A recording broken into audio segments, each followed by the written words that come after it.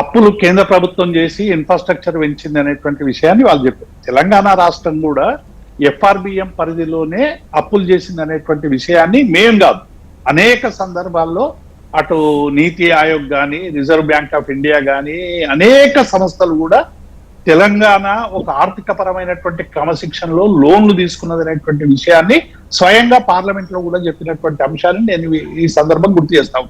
4,17,000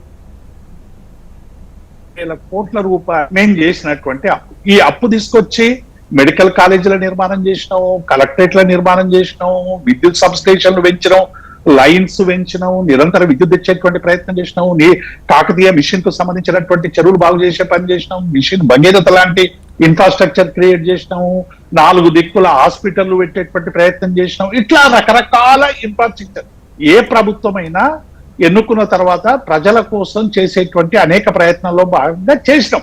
ఇప్పుడు వాళ్ళు ఎవరు అప్పులు చేయడం అనేటువంటిది తప్పకుండా అన్ని ప్రభుత్వాలు చేస్తే, కేంద్ర ప్రభుత్వం కూడా చాలా అప్పు చేసింది. వాళ్ళు దానికి సబ్స్టెన్షియేట్ గా ఎట్లయితే ఇన్ఫ్రాస్ట్రక్చర్ క్రియేట్ చేసినాం దేశవ్యాప్తంగా అని చెప్తున్నారు, రాష్ట్రంలో కూడా అప్పులు చేసి ఇన్ఫ్రాస్ట్రక్చర్ క్రియేట్ చేస్తాం.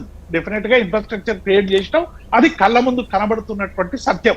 గతంలో 2014 ముందు ఈ రాష్ట్రంలో ఎన్ని సబ్ స్టేషన్లు ఉన్నాయి, ఇప్పుడు ఎన్ని సబ్ స్టేషన్లు ఉన్నాయి, అప్పుడు ఎన్ని లైన్స్ ఉన్నాయి, ఇప్పుడు ఎన్ని లైన్స్ ఉన్నాయి, అప్పుడు కాకతీయ మిషన్ చెరువుల వల్ల నీటి వినియోగం ఎంత పెరిగింది, ప్రాజెక్టుల వల్ల వ్యవసాయం ఎంత పెరిగింది, వ్యవసాయం మీద ఎంత పెట్టుబడులు పెట్టాం, ఇవన్నీ కూడా ఉన్నాయి. నేను ఏమంటున్నా, ఇలా కేరళకు సంబంధించి మీరు చాలా ముఖ్యమైనటువంటి అంశం, కేరళకు సంబంధించినటువంటి అంశంలో ఇవాళ కేరళలో కాంగ్రెస్, సిపిఐ, సిపిఎం కలిసి దేశవ్యాప్తంగా కూడా పనిచేస్తున్నటువంటి అంశాన్ని ఒకసారి మనం గుర్తుంచుకోవాలి.